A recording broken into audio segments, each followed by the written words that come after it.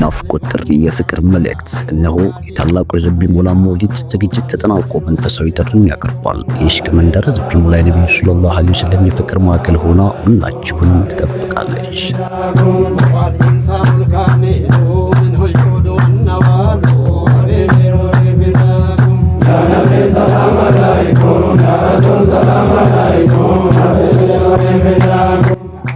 ልብ ይበሉ። ጥር 16 እና 17 የፊታችን ቅዳሜና እሁድ የዘቢሞላ አድማስ በሶላዋት ይደምቃል። የታላላቅ ዑለማዎች ምክር፣ የሀድራ ጌቶች መንዙማና የሩህ መርካታ የሚገኝበት ልዩ መንፈሳዊ ድግስ።